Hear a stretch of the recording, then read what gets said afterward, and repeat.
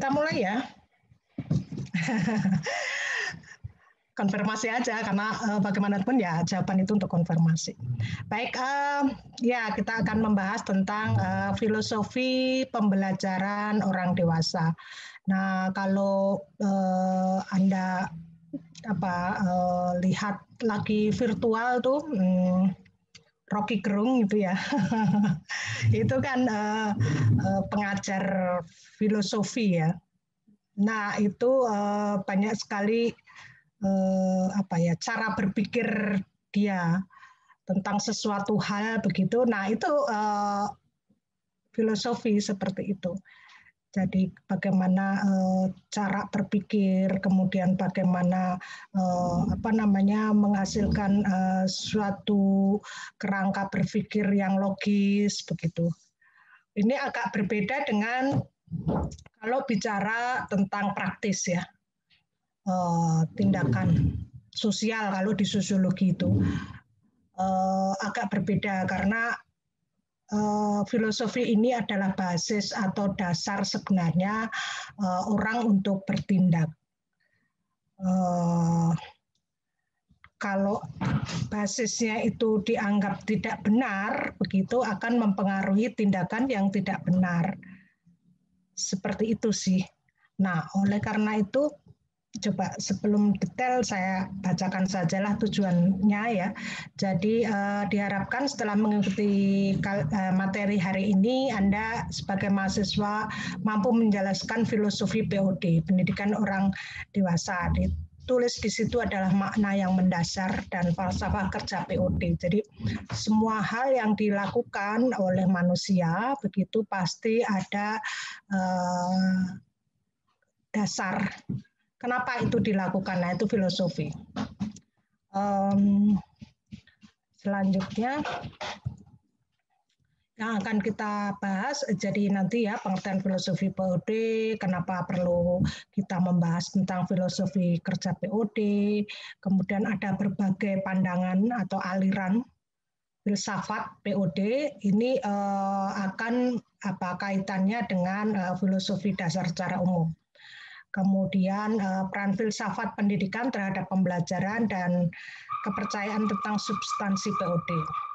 Nah, saya tidak tahu persis apakah Anda semua ini sudah atau mendapatkan mata kuliah atau mendapatkan materi tentang filsafat ya. Kalau S3 itu memang mata kuliah khusus gitu, filsafat. Tetapi nggak tahu di level S1 sepertinya nggak ada ya, makanya Anda belajar filsafat di sinilah. Nah, nanti aplikasinya bagaimana filsafat diterapkan di pendidikan. Itu aja. Oke, kita mulai saja. Jadi pengertian dari filosofi.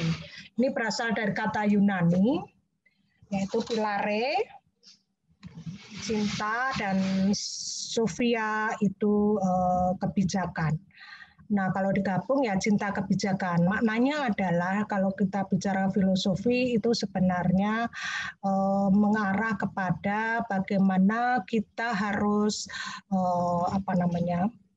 mencintai atau menggunakan lah.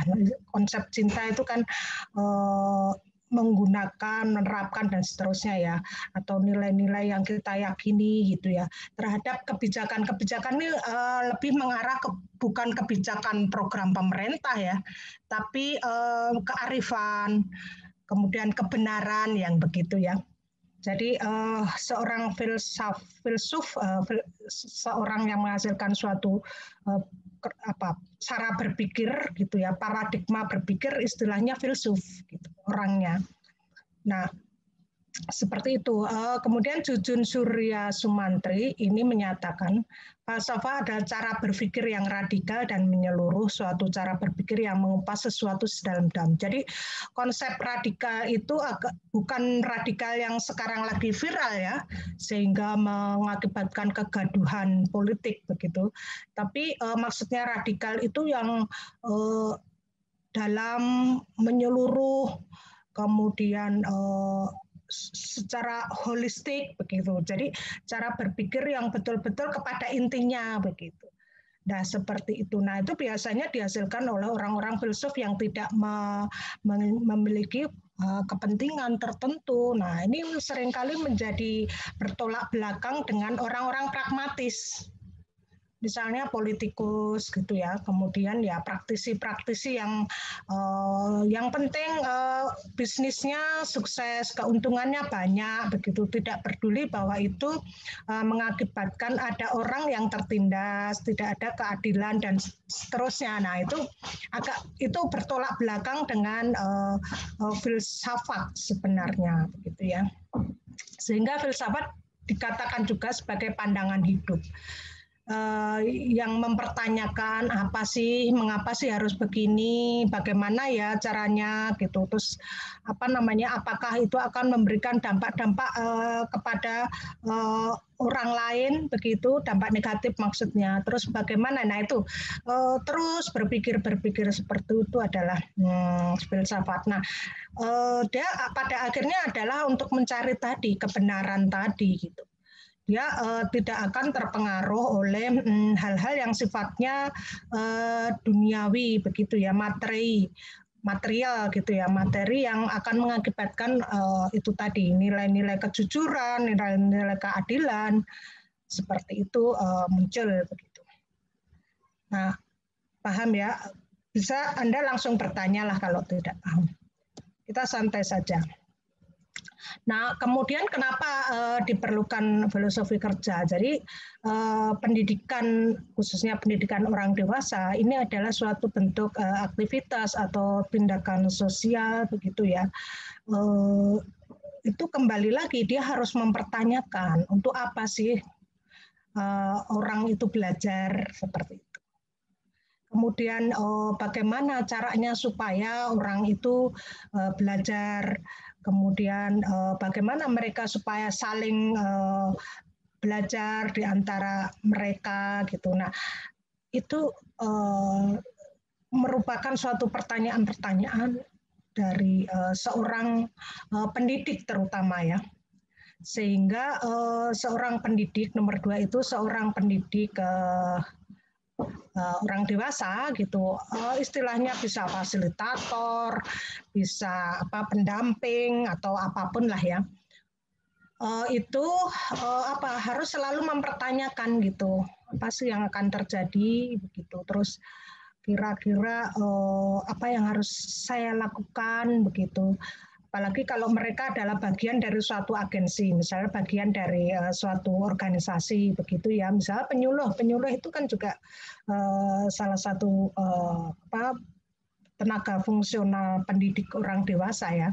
Dia bagian dari Kementerian Pertanian misalnya atau Kehutanan atau kementerian yang lain begitu. Dia harus selalu mempertanyakan apakah apa yang dia lakukan ini berguna bagi masyarakat begitu, terus kemudian apakah program yang harus dia sampaikan gitu karena dia bagian dari suatu organisasi itu betul-betul membantu petani sih gitu, seperti itu. Dan nomor 3, seorang pendidik orang dewasa itu membutuhkan landasan untuk mencari keterhubungan antara masalah-masalah yang dihadapi. Contohnya adalah ya paling mudah adalah seorang penyuluh. Penyuluh harus memastikan bahwa apa yang dia sampaikan kepada klien, bisa seorang petani, nelayan dan seterusnya lah, itu bisa memecahkan masalah-masalah yang mereka hadapi. Jadi intinya adalah dia harus selalu berpikir sehingga betul atau benar begitu. Kemudian ya berikutnya adalah ini tadi ya, sama nomor 4, jadi dia harus bisa menghubungkan antara aktivitas pendidikan orang dewasa yang dilakukan untuk memecahkan masalah-masalah. Contohnya adalah dia harus bisa berpikir dan kemudian menerapkan bahwa kalau melakukan penyuluhan kepada petani itu tidak bisa dengan memaksa begitu. Tidak bisa dengan hanya dia yang merasa paling pintar gitu. Itu filosofi dasar yang harus dimiliki oleh seorang penyuluh. Kemudian nomor 5, filosofi kerja POD membekali pendidik orang dewasa suatu pendekatan dengan pertanyaan yang tadi saya sampaikan.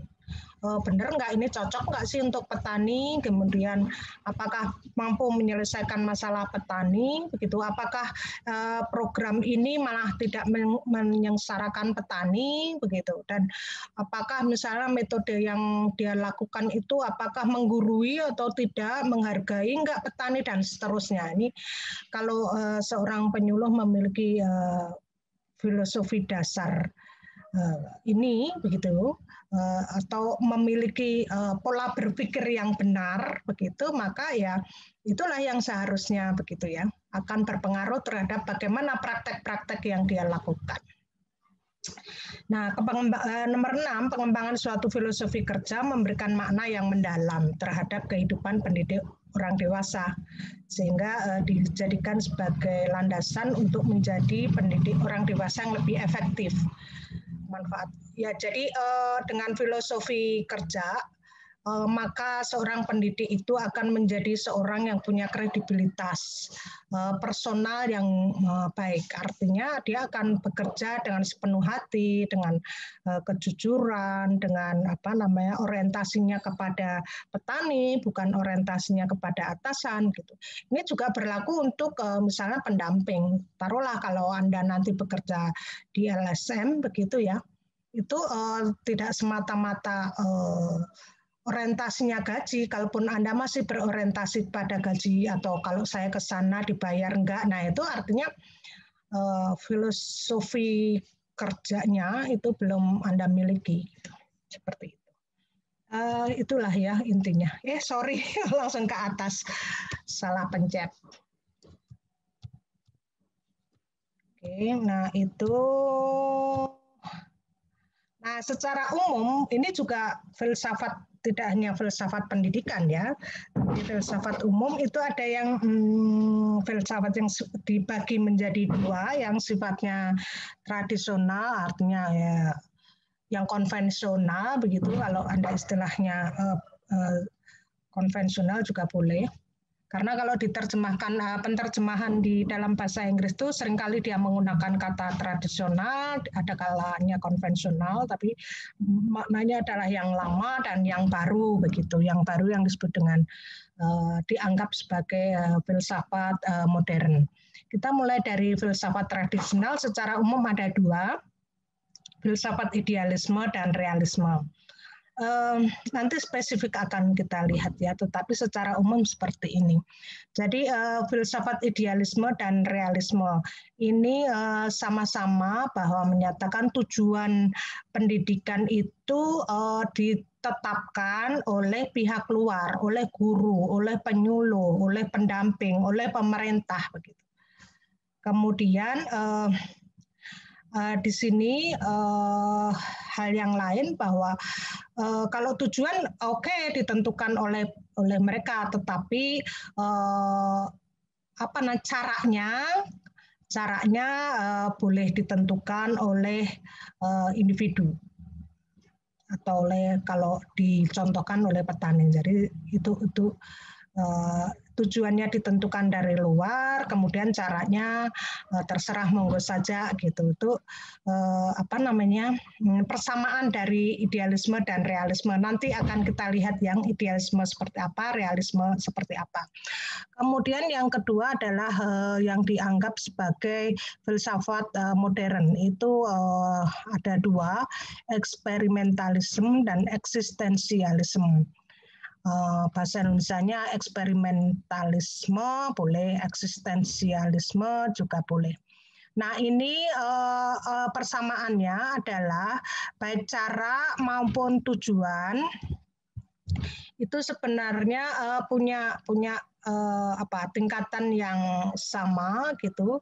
Artinya bahwa individu itu boleh menentukan tujuan dan tentu saja cara-caranya. Jadi ada kebebasan dari individu untuk menentukan tujuan dan cara mencapai tujuan. Kalau yang tradisional tadi, tujuan ditentukan oleh orang luar ya, atau luar individu tersebut. Kalau yang modern itu selain cara, tujuan juga ditentukan oleh dirinya sendiri. Jadi ada kebebasan mutlak bagi seseorang untuk mencari apa yang terbaik untuk dirinya sendiri. Jadi di dalam eksperimen dan eksistensi ini, kebenaran dilihat sebagai sesuatu yang absolut dan tidak pernah relatif terhadap situasi masyarakat atau penilaian pribadi, tetapi didasarkan pada sifat Tuhan abadi dan cerdas. Jadi intinya begini loh, gampangnya itu begini, bahwa apa yang dihasilkan oleh manusia, kebenaran yang muncul dari cara berpikir manusia itu adalah bisa berubah-ubah gitu ya, hanya wahyu Tuhan saja gitu, sehingga ya nggak apa-apa kalau protes terhadap cara atau tujuan yang ditetapkan oleh pemerintah, oleh guru, begitu, oleh penyuluh, boleh kita protes gitu itu, karena mereka juga manusia. Nah ini apa namanya, kebebasan memberikan kebebasan kepada orang gitu ya, atau individu untuk itu tadi memilih apa yang terbaik atau menentukan tujuannya gitu. Seperti itu. Nah, tentang untuk mendapatkan kebenaran ini pada filsafat eksperimen dan eksistensi ini menyatakan bahwa kebenaran diperoleh melalui metode ilmiah. Nah, seperti halnya nanti yang Anda lakukan di skripsi itu adalah tujuannya adalah mencari kebenaran. Yang benar yang mana sih dari hipotesis yang Anda tetapkan? Faktor apa saja sih yang mempengaruhi misalnya partisipasi masyarakat? Nah, Anda terus sebar kuesioner gitu kan, dengan sebelumnya adalah membuat hipotesis dan seterusnya. Akhirnya didapatkan suatu kesimpulan, ternyata secara signifikan dari hasil perhitungan statistik faktor yang mempengaruhi partisipasi itu adalah ini. Nah, itu bentuk kebenaran ilmiah gitu. Nah, di dalam filsafat eksperimentalisme dan eksistensialisme ini diperoleh melalui pendekatan metode ilmiah. Moga-moga paham ya. Nah, oke, kita mulai dari berbagai jenis atau aliran filsafat. Nah, yang tadi sudah dijelaskan secara umum, sekarang kita bahas secara khusus ya, lebih detail. Nah, tentang idealisme. Jadi, filsafat ini menekankan bahwa seorang itu sangat penting dia memiliki semangat gitu ya. Yang pada akhirnya nanti dari semangat itu menjadikan dia akan terus berpikir gitu. Dan pada dasarnya orang itu diberi akal, diberi akal pikiran ya, itu adalah supaya untuk berpikir gitu. Kalau istilahnya di sini yang poin 2 ini, fungsi dari pikiran manusia itu adalah sebagai suatu proses konseptual atau konsep ya, dari suatu miniatur ultimate mind yang mencari realitas, pengetahuan, nilai-nilai menurut kepada standar ideal dari kesempurnaan suatu ultimate mind. Artinya bahwa manusia itu harus berpikir begitu ya, dari realitas yang ada gitu. Harus penuh semangat begitu, sehingga dia mendapatkan kerangka berpikir yang akhirnya akan dia akan mendapatkan suatu kebenaran karena itu hasil proses berpikir. Intinya seperti itu. Kemudian dalam idealisme makanya dianggap konvensional atau tradisional. Ini aliran ini menekankan bahwa akal pikiran itu anugerah Tuhan. Jadi orang harus berpikir dengan mengacu kepada wahyu-wahyu Tuhan. Nilai-nilai spiritualitas seperti itu menjadi sangat penting untuk menjadikan orang berpikir dalam menghadapi realitas yang dihadapi. Nah, bagaimana cara pandang atau cara berpikir seperti ini, implikasinya terhadap pendidikan? Pendidikan itu adalah bertujuan untuk melatih pikiran. Gitu. Jadi kalau mengajarkan anak didik, kemudian mengajarkan klien, mengajarkan petani, itu harus dikembangkan cara berpikirnya. Nah, contoh yang sangat mudah itu aliran idealisme, itu praktek di dalam pendidikan, itu adalah dalam pendidikan anak-anak, begitu ya, pendidikan formal itu harus selalu dikasih soal-soal, latihan soal, kemudian diperkenalkan ya awalnya adalah diperkenalkan hitungan, diberi ini, jadi dia dibiasakan untuk melatih pikirannya, itu dilatih itu idealisme. Nanti berbeda dengan yang eksperimen. Kalau idealisme, dan ini yang menjadi sumber informasi, sumber pengetahuan itu ya orang lain tadi, misalnya guru gitu. Guru mentransferkan cara berpikir gitu melalui pelatihan begitu ya, latihan. Kalau eksperimentalisme, dia harus mendapatkan ilmunya itu dengan pengalaman dia sendiri, mempraktekkan sendiri. Begitu. Kalau idealisme adalah dari si guru tersebut. Jadi dikasih rumus-rumus, begitu, suruh menghafalkan, begitu. Itu idealisme. Yang kedua adalah realisme atau materialisme dan atau naturalisme. Jadi ini berpendapat bahwa tidak bahwa orang itu kenyataan itu memang ada gitu, tidak hanya di dalam pikiran seperti idealisme tadi. Ini realisme di dunia itu nyata adanya gitu, dan itu harus diselesaikan gitu. Karena kalau hanya menekankan kepada pikiran di dalam diri manusia, itu bukan kenyataan, realisme. Jadi dikatakan di sini manusia itu menjadi bagian dari lingkungan, sehingga tidak cukup berpikir saja, tetapi harus berpikir sesuai dengan realitas yang ada di lapang, realisme. Kalau idealisme tadi, filsuf yang terkenal itu dengan saya berpikir maka saya ada, itu idealisme. Tokohnya saya lupa, nanti saya carikan lah. Kemudian yang kedua adalah realisme, yang dia menyatakan bahwa fakta itu tidak ada di otak, begitu. Fakta itu ada di lapang, di lingkungan, dan itu harus bisa dihubungkan gitu. Nah, implikasi bagi pendidikan pada realisme ini, siswa bisa berpikir karena kita harus membantu mereka memahami kekuatan alam yang membentuk dunia, sehingga ada pelajaran IPA, seperti IPS, dan siswa perlu diajarkan berbagai ilmu untuk memahami dan menguasai dunia. Seperti itu ya. Nah, realisme ini menyatakan bahwa nilai yang berasal dari alam itu bersifat permanen dan memiliki suatu kualitas alamiah.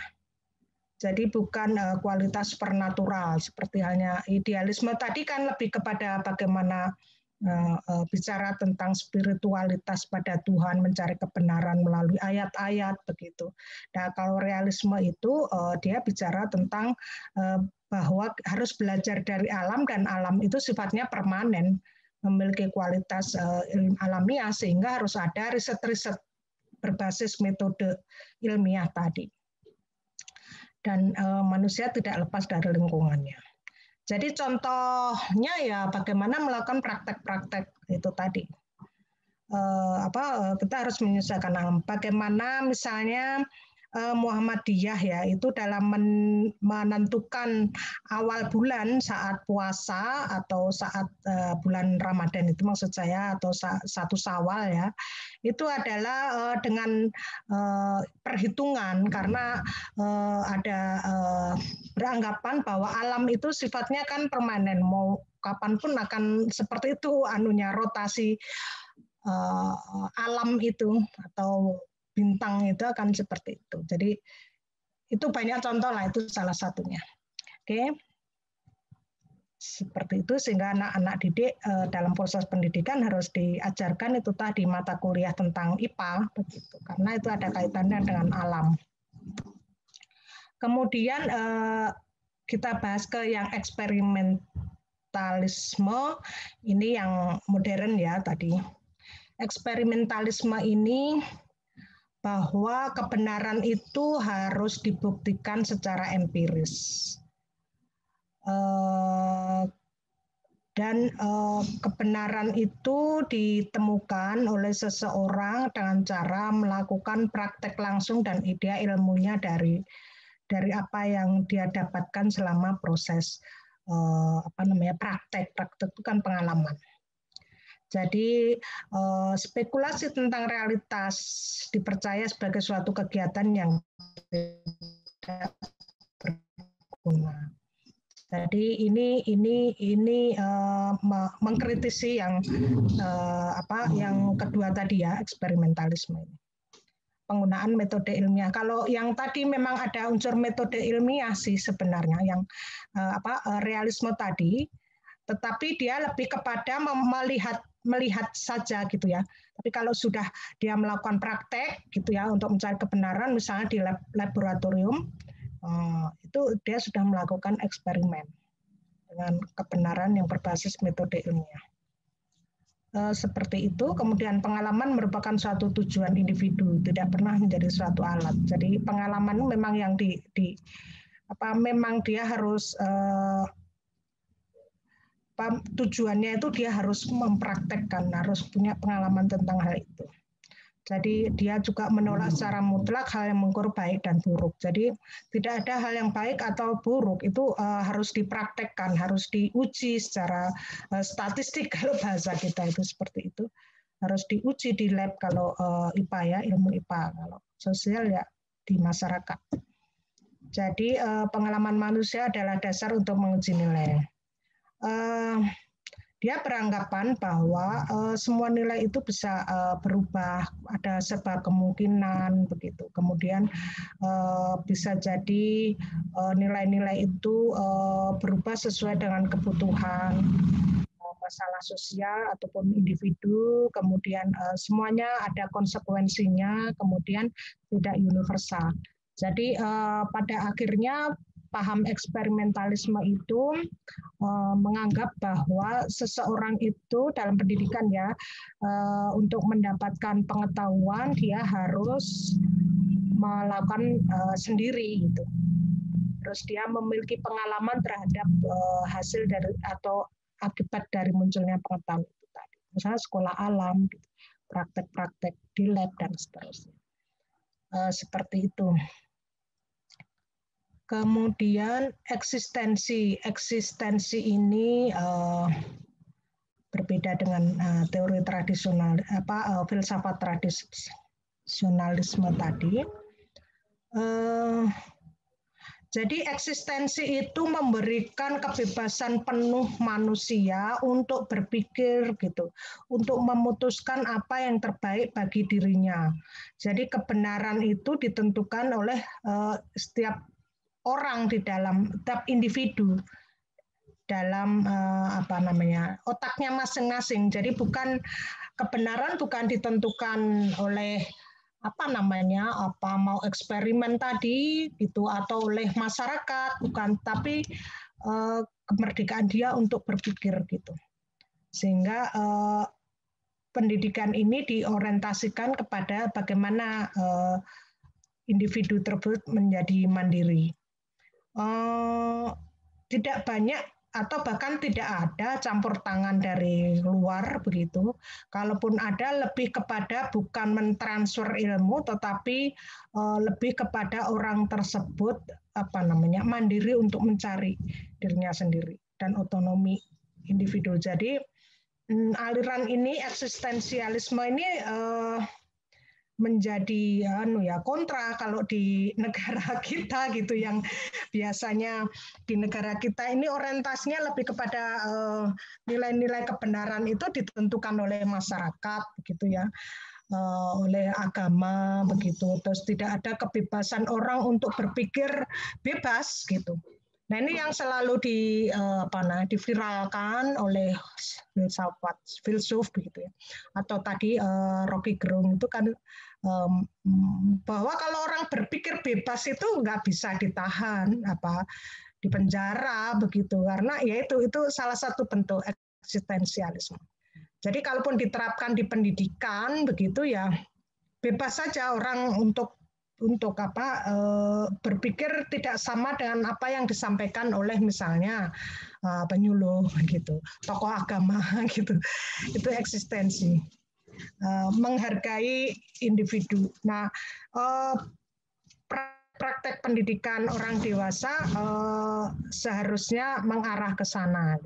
Karena ada penghargaan, contohnya kepada petani, bahwa petani itu sebenarnya adalah orang dewasa yang punya pengalaman sendiri dan dia punya kearifan tersendiri. Tinggal seorang penyuluh itu bagaimana meningkatkan, mengembangkan potensi-potensi itu.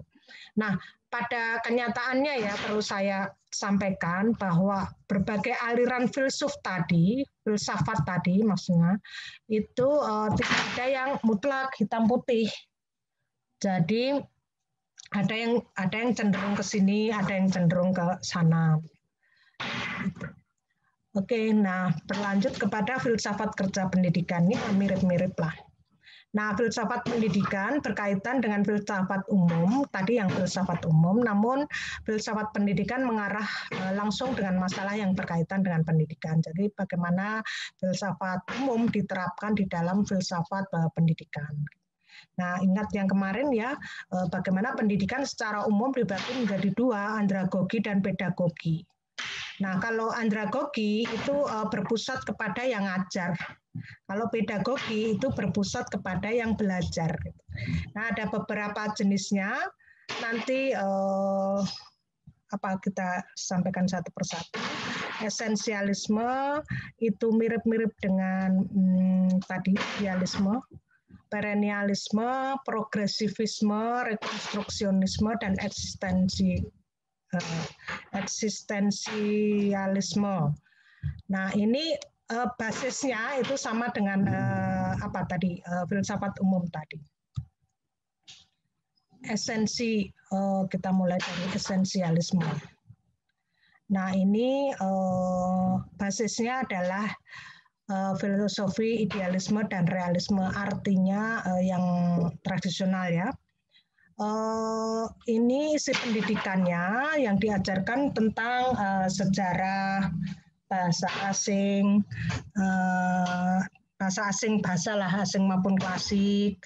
Kemudian para realis ini isi pendidikan berasal dari dunia fisik, mencakup matematik dan ilmu alam. Jadi esensialisme ini materi pelajarannya atau konten pembelajarannya pada yang sifatnya itu tadi sejarah, bahasa, matematik seperti itu ya, IPA. Kemudian esensialis orangnya itu memandang peranan mereka adalah melestarikan kebudayaan bagi generasi berikutnya dan penekanannya pada materi pembelajaran. Kemudian ya mengacu pada pendidikan yang tradisional tadi, metode yang dianjurkan adalah membaca, kuliah pengingatan kembali, menghafal, pengulangan, audiovisual, dan ujian. Jadi Anda bisa menilai sendiri bagaimana proses perkuliahan ini, gitu ya. Ini ya esensialisme, gitu. Tetapi ingat bahwa tidak melulu esensialisme, nanti juga ada unsur-unsur dari yang lain, begitu. Ini biasanya untuk pendidikan formal, contohnya. Nah, prinsip dasar dari esensialisme itu adalah belajar pada dasar merupakan kerja keras, prakarsa pendidikan terletak pada pengajar, bukan murid. Ini ada suaranya terganggu enggak ya, suara dari luar? Kemudian inti proses pendidikan adalah terserapnya bahan pelajaran. Jadi contoh adalah di perkuliahan kita ini. Itulah sebabnya perhatian dicurahkan kepada menelaah kembali isi kurikulum, memisahkan materi yang esensial ataupun yang tidak, kemudian membangun kewibawaan guru di dalam kelas. Ini diterapkan di pendidikan non formal esensialisme ini. Kemudian perennialisme. Ini fokus belajar terletak pada aktivitas yang dirancang untuk mendisiplinkan pikiran dan kepercayaan bahwa belajar hanya akan terjadi apabila pikiran kita dilatih dengan baik. Materi pelajaran tentang sesuatu disiplin dan alam spiritual seperti matematik sama dengan tadi ya, diajarkan matematik, bahasa, logika, buku suci, dan doktrin harus dipelajari terlepas digunakan atau tidak. Jadi di perennialisme ini contohnya adalah bagaimana pelajaran agama itu diterapkan di dalam kurikulum.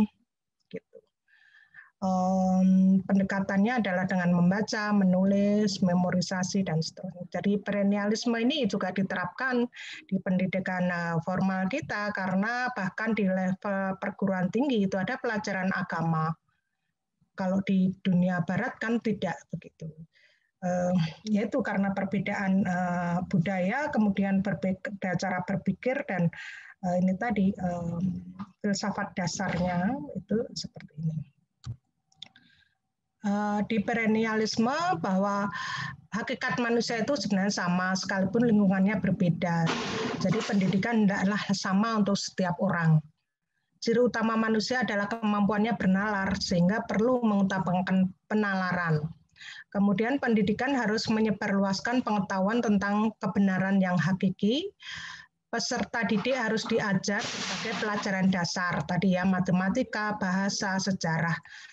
Kemudian peserta didik harus belajar berbagai hasil kesusastraan tadi ya, sejarah, filsafat, dan pengetahuan alam yang merupakan hasil kemampuan manusia. Jadi prinsip dari filsafat perennialisme yang diterapkan di pendidikan itu bahwa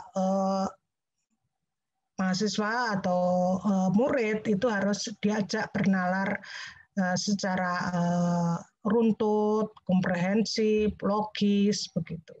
Tetapi satu sisi juga dia harus diajarkan tentang agama, begitu. Dan ini di perennialisme itu semuanya harus dapat pendidikan. Jadi kalau kita bicara filsafat itu tidak ada yang bagus atau tidak ada yang jelek, begitu ya. Tetapi lebih kepada bagaimana yang tepat untuk diterapkan kembali kepada yang ada di buku. Yang ketiga adalah progresif. Pengalaman orang adalah dasar dari pengetahuan dan mengkritik posisi mereka yang otoriter. Jadi ini mengarah kepada pengalaman basisnya. Jadi tidak menekankan pada pengetahuan yang absolut. Jadi lebih progresif bahwa tidak selalu kebenaran itu dari guru begitu. Jadi lebih menolong bagaimana orang untuk bisa berpikir memecahkan sendiri masalahnya. Ini berakar dari filosofi eksperimentalisme, yaitu metode ilmiah untuk memecahkan masalah progresivisme. Penerapannya di penyuluhan itu dengan sekolah lapang contohnya itu ya. Jadi bagaimana petani itu melihat sendiri, misalnya ya, melihat sendiri kemudian menganalisis sendiri tentang hama penyakit di tanaman mereka sendiri gitu. Jadi kalaupun mereka belajar sesamanya melalui media diskusi, bukan dari penyuluh. Ini kemudian memfokuskan pada belajar yang berkenaan dengan memperbaiki kehidupan manusia dalam masyarakat. Jadi memang belajar itu untuk mengatasi masalah, itu progresivisme, dan itu juga diterapkan di dalam penyuluhan. orang yang belajar dipandang sebagai individu yang berpengalaman, berpikir, dan menjelajah. Kemudian mendedahkan orang belajar kepada materi pelajaran tentang pengalaman sosial, studi sosial, proyek, masalah, dan percobaan tadi yang seperti saya sampaikan. Jadi petani langsung belajar di tempatnya sendiri, di tanamannya sendiri, di lokasinya sendiri melalui sekolah lapang tadi. Nah, kalaupun menggunakan buku itu hanya sebagai alat saja, alat proses belajar, misalnya panduan itu ya, modul itu hanya sebagai alat saja gitu. Tapi lebih kepada bagaimana si petani ini mendapatkan ilmu pengetahuan itu dari proses dia mempraktekkan atau mengenali fenomenanya sendiri. Aduh, suaranya kenceng, saya pindah ruangan aja deh sebentar. Ya, seperti itu.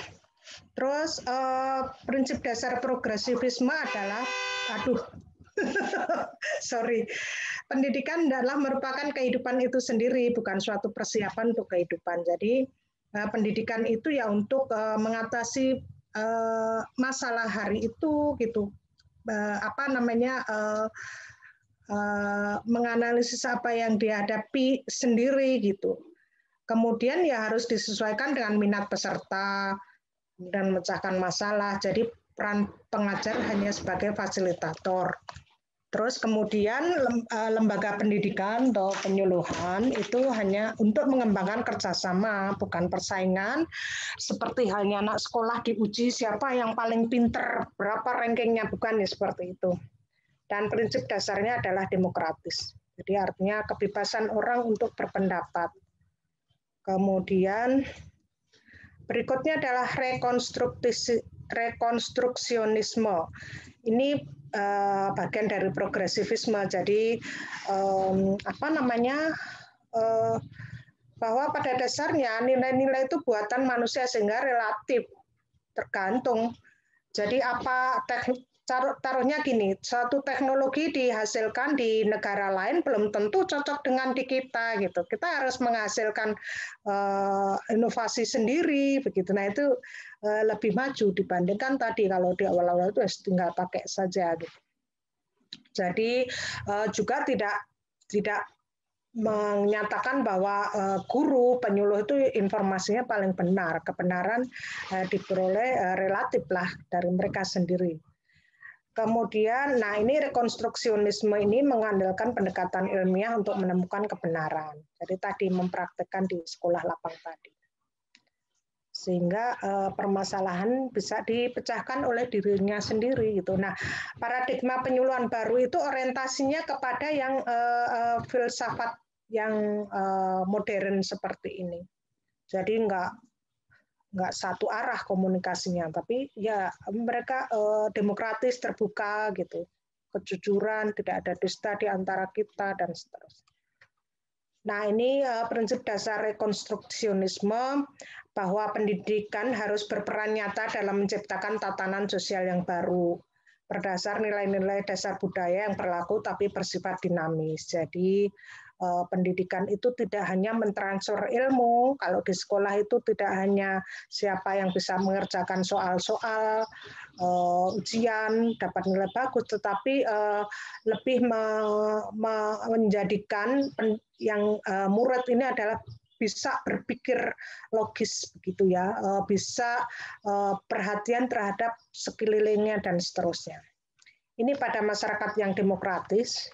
Kemudian bahwa sistem pendidikan itu dipengaruhi oleh kekuatan sosial budaya. Jadi bisa jadi suatu ilmu bisa di negara lain belum tentu cocok di negara kita. Itu prinsip dasarnya rekonstruksionisme.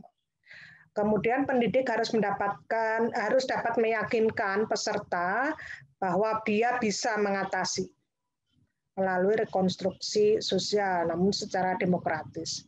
Dimulai dari membiarkan orang atau individu atau dalam hal ini taruhlah di pendidikan itu murid atau orang yang belajar untuk berpikir secara bebas. Selama dia punya pendapat yang berbeda kemudian dimatikan, nah itu Itu sesuatu hal yang bertentangan dengan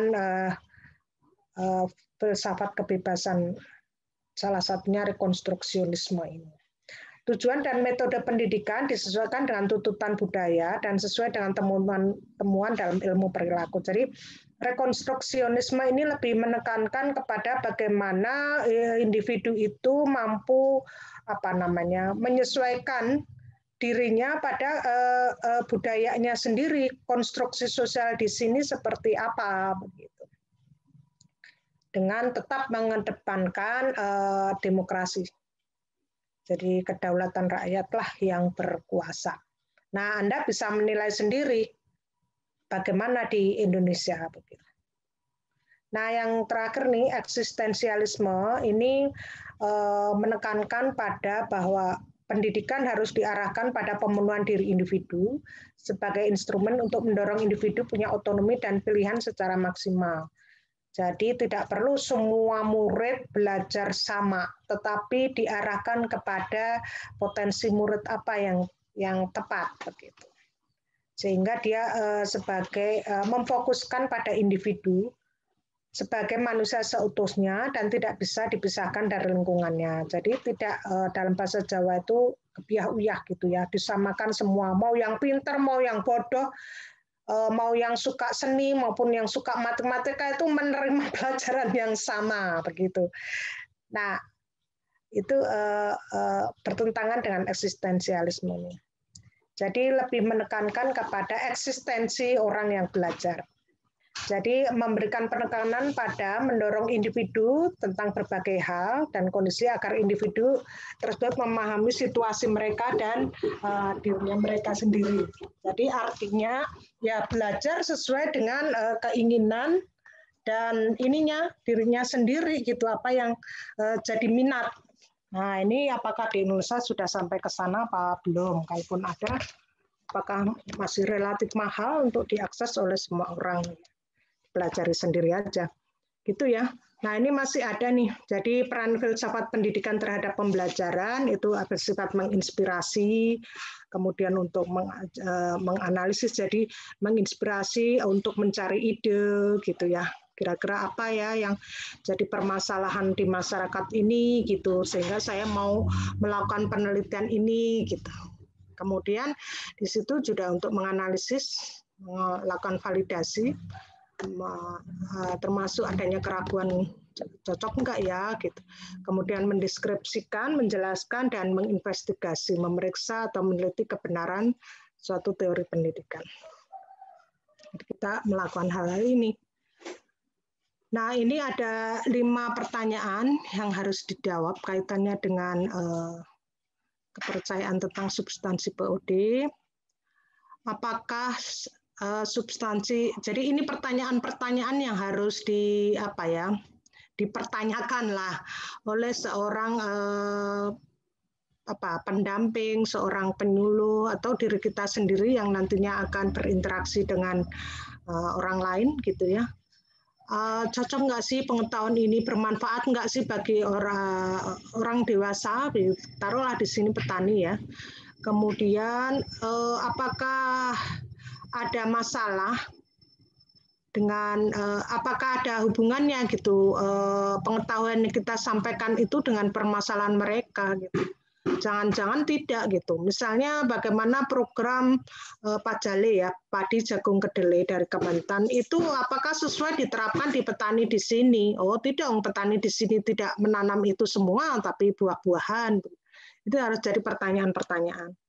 Apakah ada desain yang pasti dalam pengetahuan atau tidak? Jadi apakah ada perencanaan atau metode yang akan dilakukan gitu? Apakah dengan cara ceramah atau dengan cara sekolah lapang seperti yang saya sampaikan tadi untuk mengembangkan pengetahuan? Kemudian yaitu tadi, apakah pengetahuan hanya dinilai dari saat kita dapat mengatasi masalah? Apakah kalau udah masalah selesai, apakah tidak ada lagi pendidikan proses pembelajaran? Kemudian, apakah hanya dari pengetahuan untuk menolong seseorang agar dapat mengaktualisasikan diri dan menjadikannya bebas? Apakah hanya dari materi-materi yang kita berikan tuh bisa menjadikan orang itu mandiri, petani itu bisa mengatasi permasalahannya sendiri gitu. Nah, itu pertanyaan-pertanyaan yang harus dijawab. Kemudian kalau kita lihat dari pandangan eksistensi dan perennialisme harus bisa jawabannya ya untuk 1-3 gitu. Kalau progresif dan rekonstruksi pertanyaan 1-3 itu dijawab tidak. Nah, ini menganalisis dari filsafat pendidikan yang nantinya akan kita terapkan atau yang telah ada dan kita analisis, maka masuk kepada aliran yang mana. Itu sih. Nah, ini kalau diringkas ya, dari pandangan 5 aliran filsafat itu tadi, kalau esensialisme dan perennialisme adalah seseorang yang berpengetahuan besar yang telah teruji waktu dan harus diwariskan dari satu ke generasi berikutnya. Artinya pengetahuan itu harus ditransferkan dari orang yang sudah tahu gitu, lebih tahu kepada orang yang belum tahu. Kemudian bagi manusia untuk menjadi individu yang berfungsi dari masyarakat, ya harus banyak mengumpulkan pengetahuan. Jadi kalau mau jadi orang yang benar gitu dan berguna, dia harus banyak belajar, mencari pengetahuan. Nah, sedangkan progresif dan rekonstruksionis ini menyatakan bahwa pengetahuan adalah sesuatu yang bekerja atau teruji kebenarannya serta dapat ditemukan di sini dan sekarang atau secepatnya dari pengalaman manusia. Jika pengetahuan dapat membantu pengalaman manusia, itu memang benar. Namun jika hal itu menggagalkan atau menghambat pengalaman manusia itu sendiri, maka itu tidak benar.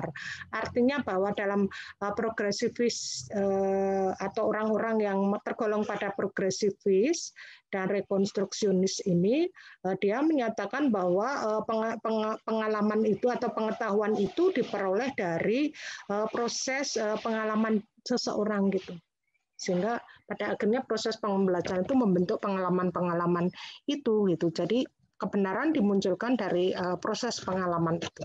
Pengalaman itu artinya menerapkan sendiri ya, mendapatkan sendiri. Itu sih. Nah, ini ada pandangan eksistensialis. Ini contohnya apa yang ada di foto ini, bahwa pengetahuan diperoleh melalui pengalaman. Jadi berbeda satu orang dengan orang lain. Kemudian setiap orang memutuskan apa yang penting dan benar bagi dirinya. Jadi boleh saja seorang murid gitu ya nggak mau ikut, gitu. Nggak mau ngikuti mata pelajaran itu gitu. Itu boleh-boleh saja lah gitu. Itu kata eksistensialis. Ini beberapa referensinya. Mungkin itu saja dari saya. Ada pertanyaan?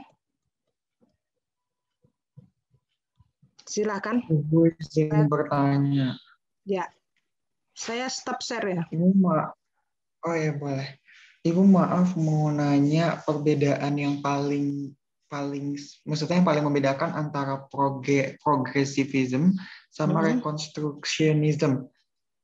Nah itu sebenarnya itu kalau apa ya Bu? Ya. Soalnya sama-sama. Ya, yang paling mendasar kalau rekonstruksi itu bagaimana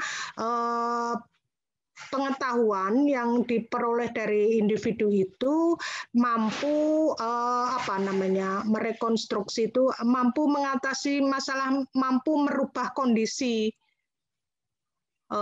mereka gitu. Seperti itu. Jadi itu rekonstruksi. Jadi memberikan manfaat bagi dirinya maupun lingkungannya, sehingga merekonstruksi kondisi sosial masyarakat. Jadi misalnya bagaimana pengetahuan yang mereka dapat itu bisa menjadikan mereka sebagai orang yang mandiri, begitu mengatasi, merubah kondisi, merekonstruksi, merubah kondisi masyarakat yang lebih baik gitu. Tetapi intinya hampir sama sih dua itu. Jadi artinya lebih kepada bagaimana pengetahuan itu didapatkan dari proses pengalaman diri mereka sendiri. Nah, konteks pengalaman diri mereka sendiri tidak berarti tidak butuh orang lain ya, tidak butuh penyuluh misalnya. Tetap saja orang lain itu dibutuhkan begitu. Tetapi sebatas kepada memfasilitasi mereka untuk mampu menganalisis ataupun mengidentifikasi masalahnya sendiri itu apa sih, jangan-jangan mereka tidak tahu masalah, bahkan untuk mengetahui masalahnya sendiri aja dikasih tahu gitu. Oh, Anda itu punya masalah begini, walaupun sebenarnya cara pandang dari orang luar yang memberitahukan masalah itu bukan yang dia rasakan. Jadi dia tidak mampu menyuarakan atau tidak mampu ya itu tadi mengidentifikasi bahwa itu tuh masalah gitu. Itu sehingga merekonstruksi anunya ya, dirinya sendiri maupun masyarakat sekitarnya. Kalau progresif itu juga sebenarnya sama, jadi lebih menekankan bagaimana orang itu untuk merdeka berpikir gitu. Nah, dengan kemerdekaan berpikir dia akan bisa mengidentifikasi masalahnya gitu. Oh, ternyata nggak benar gitu. Orang yang bebas berpikir itu kan akhirnya dia akan menjadi orang-orang yang kreatif, inovatif, orang yang demokratis karena dia akan lebih kritis terhadap apa yang ada di dirinya dan kritis terhadap ketidakadilan yang bisa jadi dilakukan oleh orang luar gitu. Jadi intinya lebih ke sana gitu. Mirip-mirip ya. Mirip-mirip. Jadi perbedaan mutlaknya itu tidak terlalu ada. Jadi seperti itu. Kalau mau lihat lagi saya buka lagi deh biar lebih jelas. Antara progresif dan agak lama ini.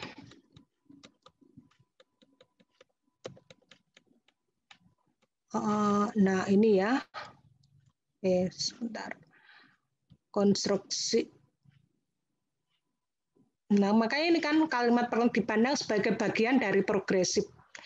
Jadi nilai-nilai itu buatan manusia itu sifatnya relatif. Jadi tidak pada prakteknya bahwa tidak semua yang disampaikan oleh dai, ustadz, kemudian yang dari gereja ya, gitu ya. Kalau kita bicara keagamaan, kemudian yang dari penyuluh, dari pemerintah begitu, atau dari orang-orang luar dari suatu individu itu mutlak. Jadi boleh dikritisi begitu. Jadi kalau sekarang taruhlah yang dianggap kritis kemudian dipenjara, nah itu sesuatu hal yang bertentangan dengan filsafat dasar mencari kebenaran tadi.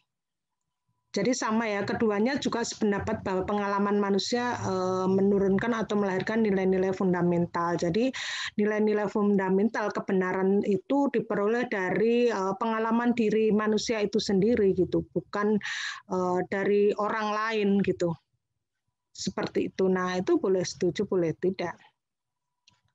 Seperti itu ya. Bisa dipahami. Jadi rekonstruksi maupun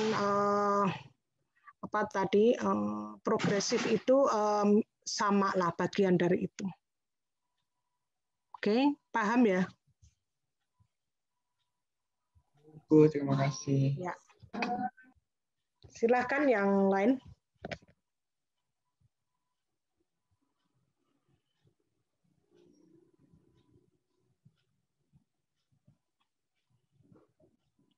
Rada ruwet apa enggak nih? Jujur iya, Bu.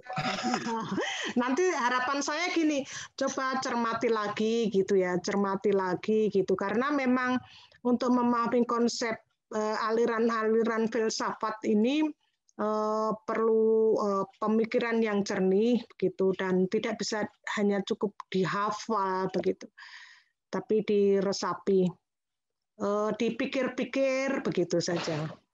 Nah, pandangan-pandangan filsafat ini namanya saja filsafat ya.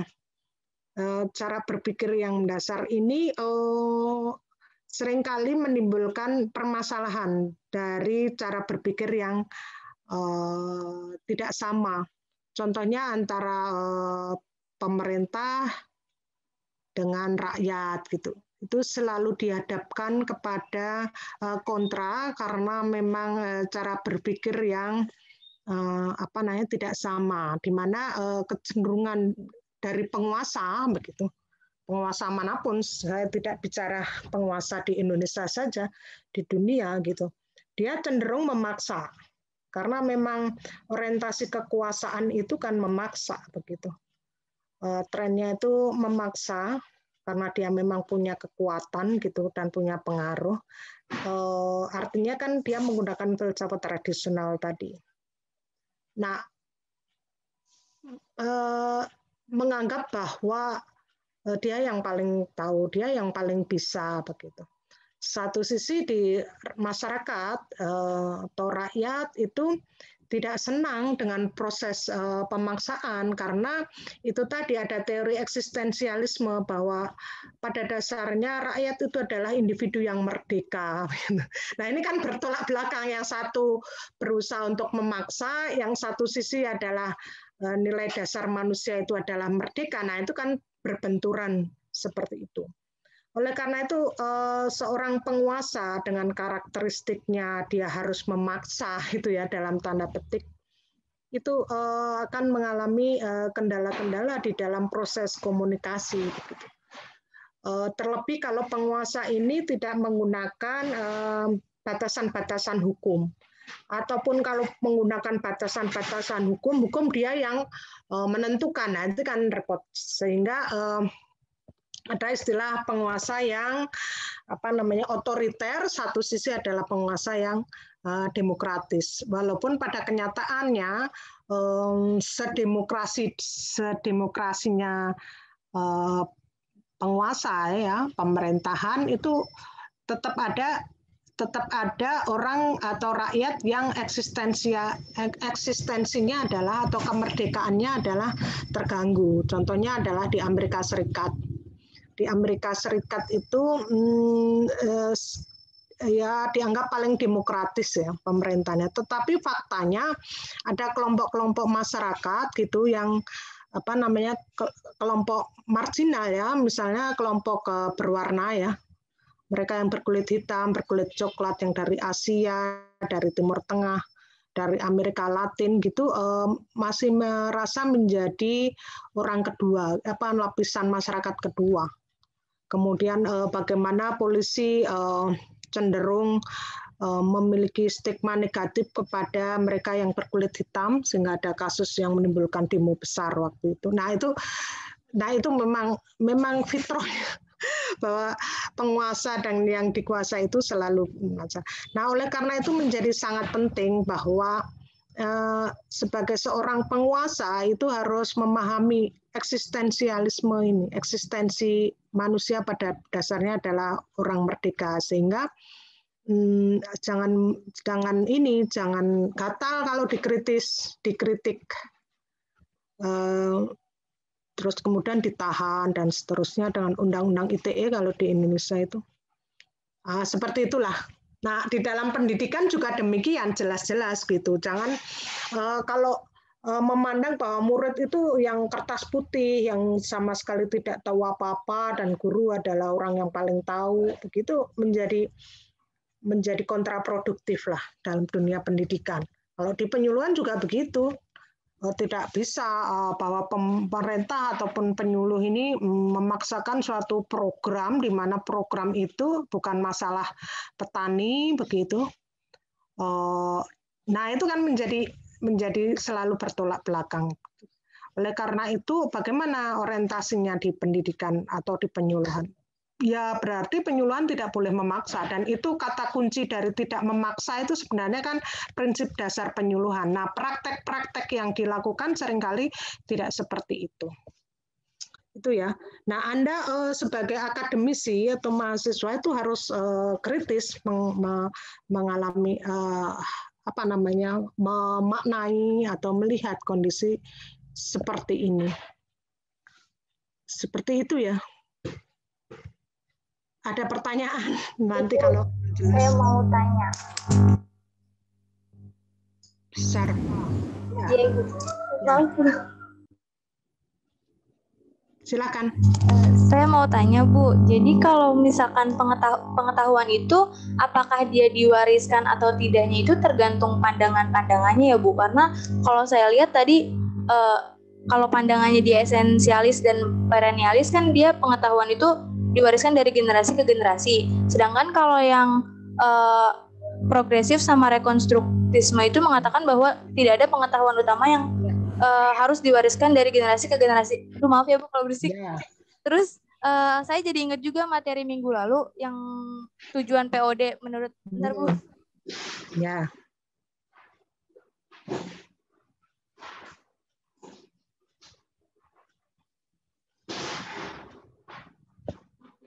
Ini terputus atau lagi nyari nih?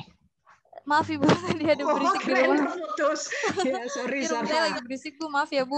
Terus saya berisik nih, mohon maaf juga. Saya ingat yang materi minggu lalu yang tujuan POD dari knowledge kan itu mengatakan bahwa proses pendidikan itu dia dari generasi ke generasi ada perubahan budaya.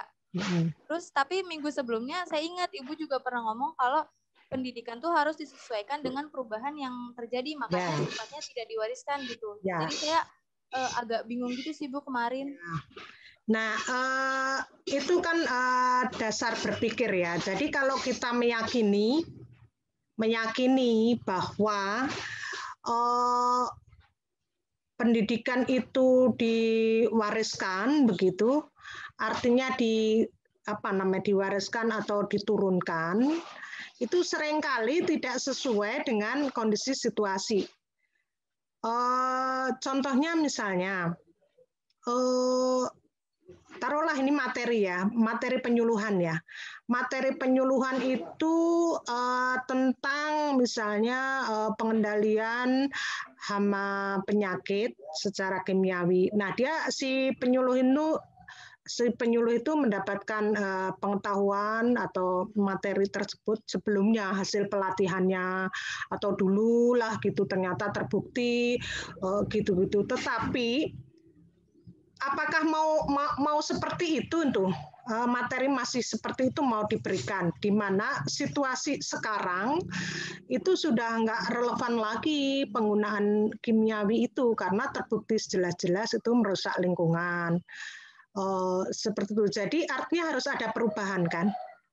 Nah, sehingga pendekatan dengan menggunakan materi-materi yang jadul, materi-materi yang merusak lingkungan itu yang diperoleh oleh penyuluh dari pendidikan sebelumnya kan menjadi tidak relevan gitu. Oleh karena itu harus dirubah begitu. Nah, orang yang berprinsip bahwa wah ini nggak sesuai lagi gitu, artinya dia sudah menggunakan filsafat yang lebih modern tadi, bahwa itu tuh semua bisa dirubah, disesuaikan dengan kondisi, disesuaikan dengan masalah lingkungan yang semakin rusak gitu ya, kesehatan petani terganggu begitu, penggunaan bahan-bahan kimia gitu. Jadi betapa pentingnya kita menerapkan suatu aktivitas pendidikan atau suatu aktivitas pembelajaran yang tidak harga mati gitu. Paham? Kalau kita meyakin bahwa yang dulu itu paling baik, paling ini kan berarti tidak tepat. Nah, belajar kita tentang berbagai filsafat ini, berbagai aliran ini, kita akan tahu mana yang lebih tepat untuk diterapkan begitu di situasi tertentu. Jadi seperti yang saya sampaikan tadi bahwa filsafat mana yang mau dianut gitu sangat tergantung kepada bagaimana kita bisa menganalisis kesesuaian dengan kondisi taruhlah petani ya. Misalnya kalau kita menganggap petani itu adalah bodoh, nah itu maka kita terapkan saja. Langsung ya mereka harus kasih tahu nih, kalau nggak dikasih tahu ini nih nanti nih ya itu. Nah seringkali kita tidak sadar ya pada saat kita melakukan suatu kegiatan proses pembelajaran itu merasa kita paling tahu, kemudian kalau petani nggak mau dengarkan kita marah begitu seperti itu. Nah berarti filsafat dasar yang kita gunakan itu tidak tepat karena artinya cara berpikir kita itu tidak tepat gitu. Karena tidak memandang bahwa petani itu atau murid lah kalau kita di pendidikan formal itu atau mahasiswa lah itu adalah orang yang boleh berpikir bebas gitu. Paham ya?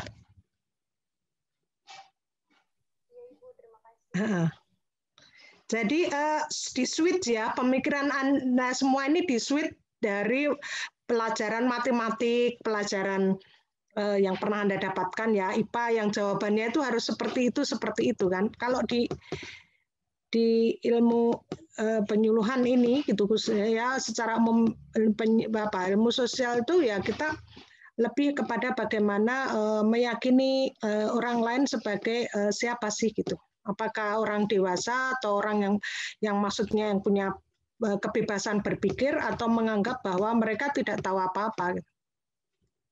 Jadi lebih terbuka lah cara berpikir. Mungkin kalau untuk anak milenial seperti Anda mungkin ini agak saya berpikir ya mungkin agak sulit dipahami ya, tapi ya semoga ngerti gitu. Saya juga ini agak sulit untuk menjelaskan, tapi moga-moga dipahami. Karena kita belajar filsafat itu intinya adalah kita belajar tentang gimana sih yang benar itu seperti apa gitu. Seperti apa sehingga penerapannya nanti gitu lebih benar. Kalau yang dipegang itu benar, maka benar pula praktek-prakteknya. Kalaupun Zarfa masih bingung itu nggak apa-apa. Jadi jangan kecil hati begitu, nggak masalah. Oke? Ya. Jadi ini saya agak meracuni kalian dengan cara berpikir yang berbeda begitu. Oke, ada pertanyaan lain?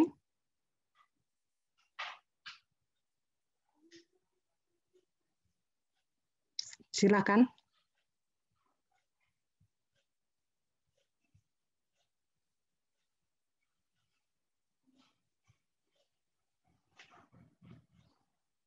Arkan Nabil ada Arkan Nabil.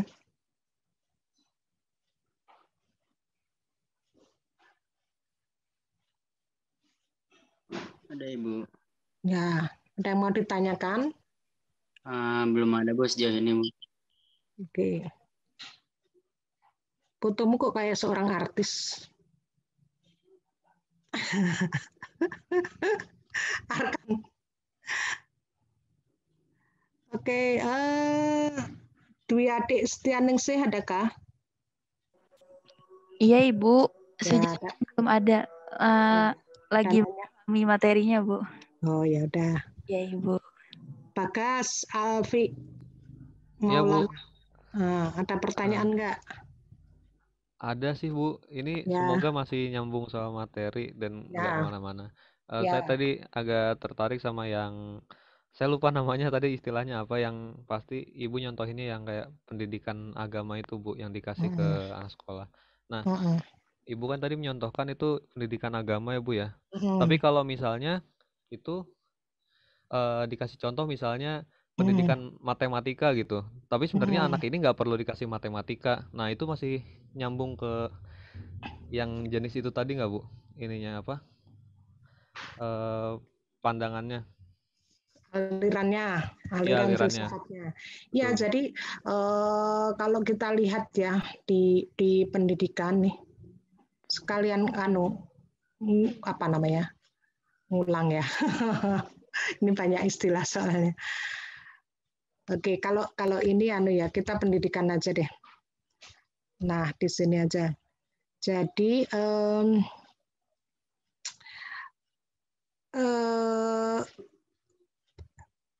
itu tadi perennialisme. Jadi perennialisme ini masih itu sama dengan eksistensialisme, bahwa mata pelajaran atau mata kuliah matematika, IPA itu sangat penting begitu.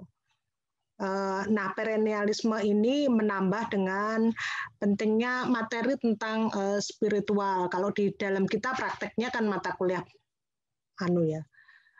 agama begitu ya.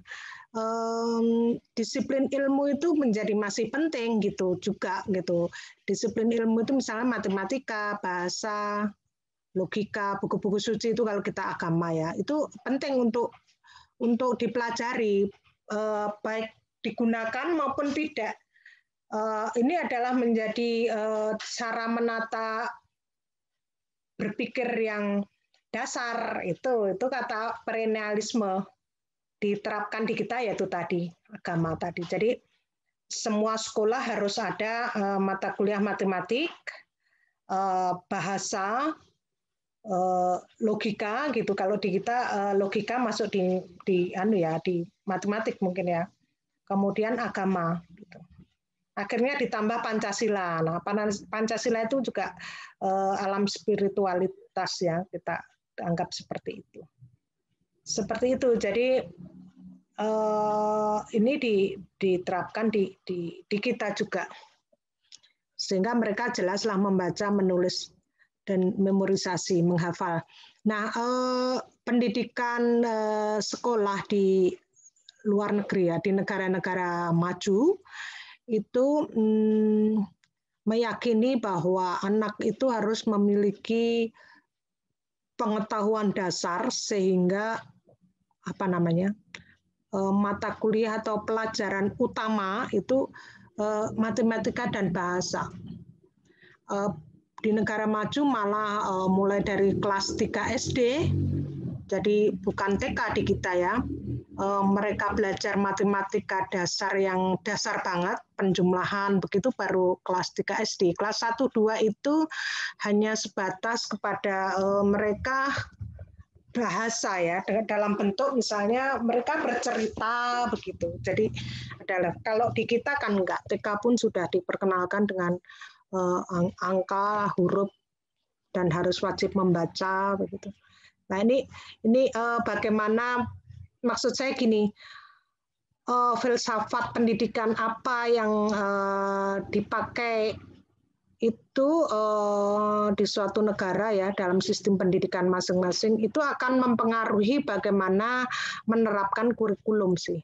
Tapi secara umum semua meyakini bahwa anak sekolah itu harus tahu matematika dan bahasa. Itu jadi seperti itu ya, mungkin bisa saya lihat. Jadi esensialisme,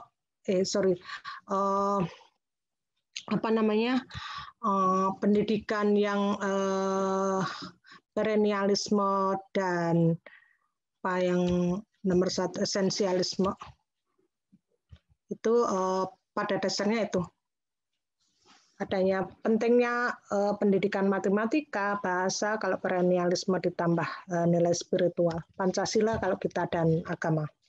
Itu ya. Bisa dipahami? Baik Bu, bisa dipahami. Terima kasih Bu. Ya.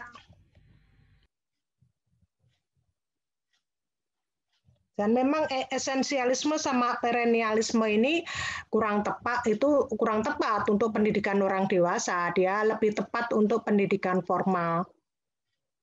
Nah, karena pendidikan orang dewasa itu lebih tepatnya kepada yang berikutnya, progresisme, rekonstruksi, maupun yang ketiga itu eksistensi gitu. Sehingga tidak boleh, menurut saya ya, pendidikan orang dewasa tetapi pendekatannya atau nilai-nilai dasar di dalam proses pendidikannya itu menggunakan pertama ini esensialisme sama perennialisme. Untuk POD kurang tepat. Jadi mereka harus belajar tentang sesuatu yang bisa langsung dipraktekkan, bisa untuk mengatasi masalah. Jadi tidak perlu mereka belajar tentang pengendalian hama penyakit, dia harus tahu dulu tentang IPA gitu, tentang jenis-jenis serangga gitu, nggak perlu. Paham ya? Sehingga esensialisme sama perennialisme itu lebih tepat untuk pendidikan formal, SD sampai perguruan tinggi.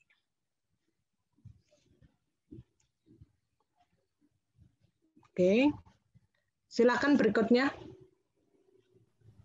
Ibu, saya izin. Ya, silakan. Ini Emi juga mau bertanya nanti ya, Mai. Ya, gantian.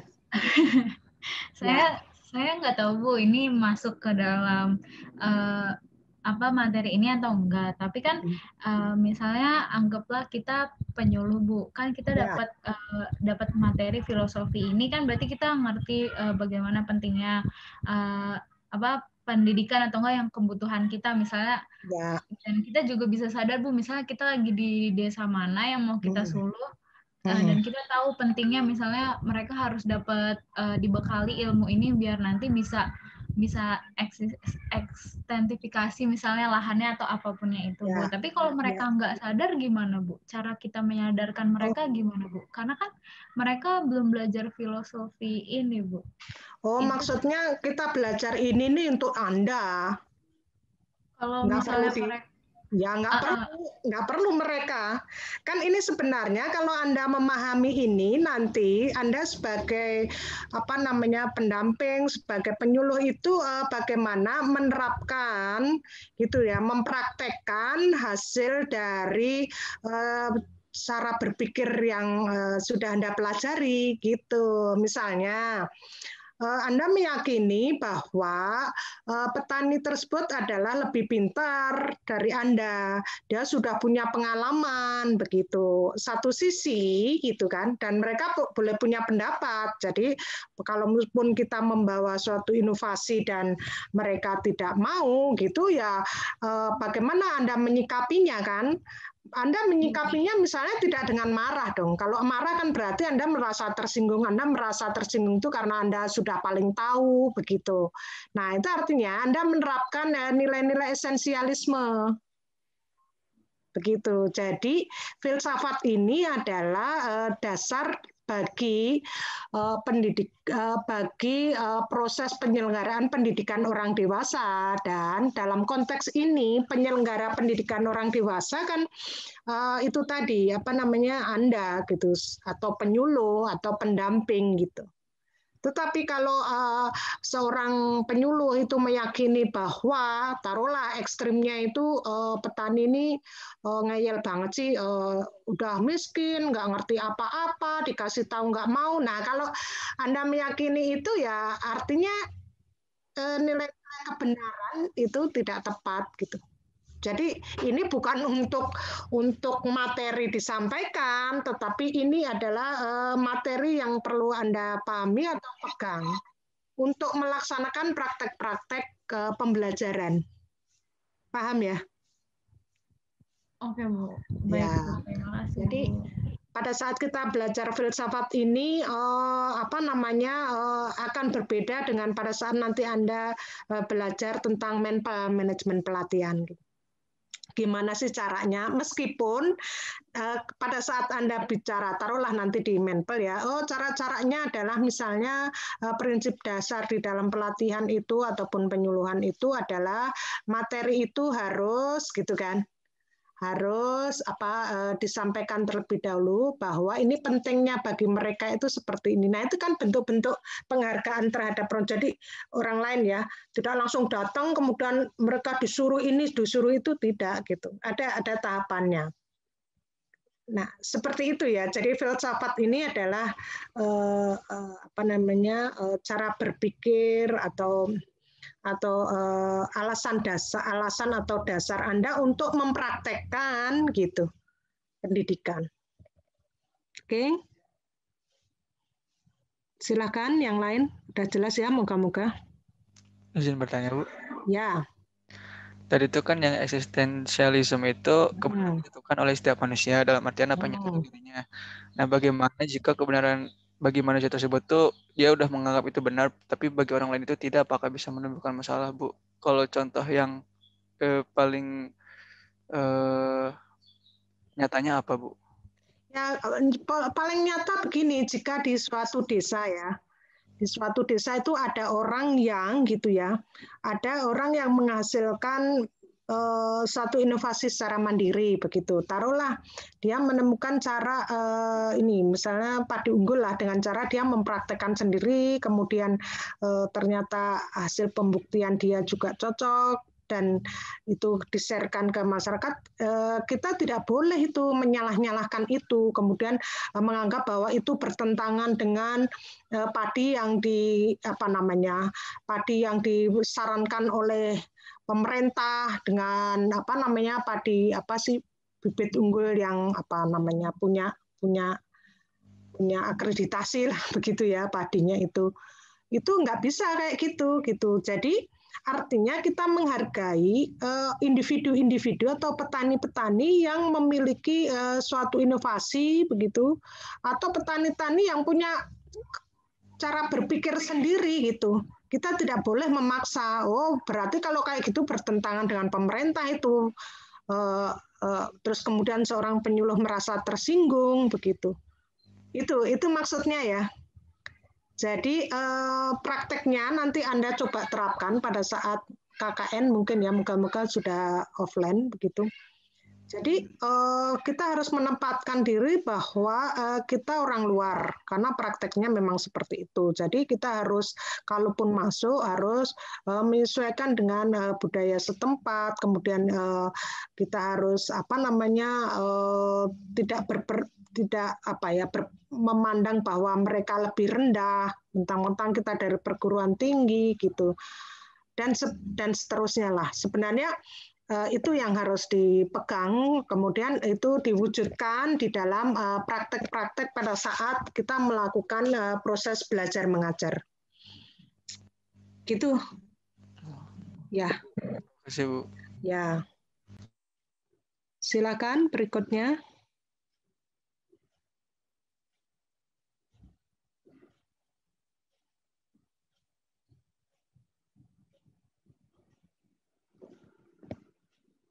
Ada?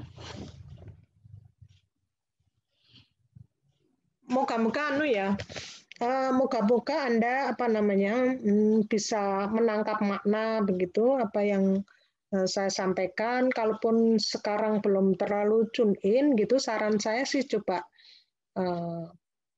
baca-baca lagi begitu. Kemudian baca tidak hanya sekedar dihafal, tapi dimaknai.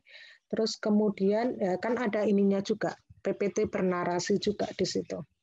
Itu bisa jadi bahan untuk mempelajari ini. Kalaupun Anda tidak paham, bisa aja di-searching lah di Google itu. Esensialisme ini kok yang ditulis di PPT itu saya nggak paham-paham. Sebenarnya apa sih gitu? Ternyata kamu menemukan bahan yang lebih mudah ditangkap oleh diri Anda, yaitu bagus gitu. Seperti itu. Jadi sebenarnya kita belajar ini tidaklah semua yang berasal dari dosen, tapi ada proses pencarian diri sendiri. Nah, itu Anda sudah menerapkan filosofi belajar esensialisme, progresivisme, bukan perennialisme gitu. Seperti itu. Oke. Ada lagi kah pertanyaan? Atau cukup? Ibu. Oke, silakan. Mungkin saya menurut saya sudah cukup, Bu. Tapi ingin menanyakan itu, Bu, presensi di IPBM. Oh iya, oke lah, HP saya agak jauh. Baik, Ibu. Terima kasih. Saya makasih banget diingatkan gitu. Saya suka lupa. Oke, baiklah.